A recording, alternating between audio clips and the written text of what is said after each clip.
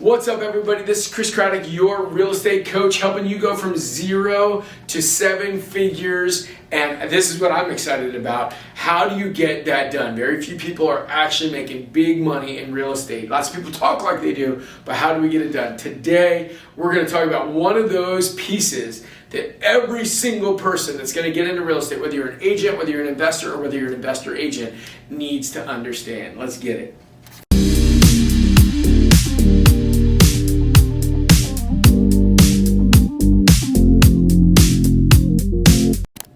So the question is, should I do business in my personal name, or should I do business in an LLC, or should I do business in lots of separate LLCs on every deal that I do as an investment deal or as a rental? But first, before we get into that, make sure you like, subscribe, ring that bell. All right, so are we doing business in our personal name or an LLC? Always, always, always an LLC. I still remember the first time that I came across this. It was when I was reading the book Rich Dad Poor Dad, early 20s, and Robert Kiyosaki said that all wealthy people have their own corporation. So that night I was going out to dinner with my uncle. A group of our families were going out.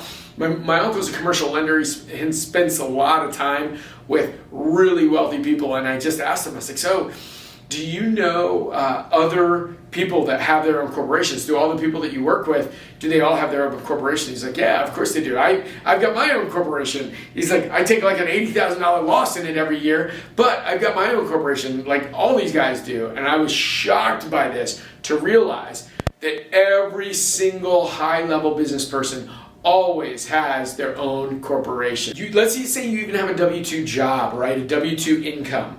Well, if you have a corporation that you're doing any sort of business, this is why I tell people open up an MLM if you need to, a multi-level marketing business. They're set up as a corporation. Then when you go out to dinner and you just talk about whatever your business is, you then have a business expense, right? When you go on vacations, if you set it up around something that is business related, you have a business expense. Your home, you set up an office, right? That is now a business expense. When you travel places, you then can write off your mileage, right? Business expense. So you're able to write off a ton of stuff, take a loss against your W-2 wages when you have a corporation. So that's the first reason. The second reason is even more. Here it is. It's called an LLC, which means a limited liability company. Well, what that means is it's in its own personal silo, right? So let's say you buy a house. Let's say a worker goes in there and slips on the saw, cuts his arm off, and decides they want to sue you for $2 million, right? Well, you bought this property in an LLC. What is responsible is that LLC, right? So let's say you bought the property for $300,000. Well, if you bought it in cash, well, then your LLC basically is worth the $300,000, and they could sue you for the price of the house. If they sued you for $2 million, well, if it went more than, and you lost for whatever reason, let's say you had ice in the house and you didn't clean it up and it was your fault, whatever the reason is, the jury decides you are responsible for this. Well, your LLC then is responsible for it. Obviously, talk to an attorney. I am not an attorney, but this is the advice that I personally have been given. Your LLC is responsible for it, and you've got the $300,000 loan that you could lose, or the $300,000 in cash that you could lose for the price of the house. Well, if you get a loan, you're going to personally guarantee that $300,000. Well, you'll still owe the bank that money, but they can't come after your personal assets because all they can come after is the owner, which is the LLC, the limited liability company. Now, if you do stuff like use your own personal money to fund that LLC or write checks from your own personal account to do the work, or hire them from your own personal account rather than from the LLC account, then you've commingled funds, and they will be able to do something that's called piercing the corporate veil, which means come after you personally.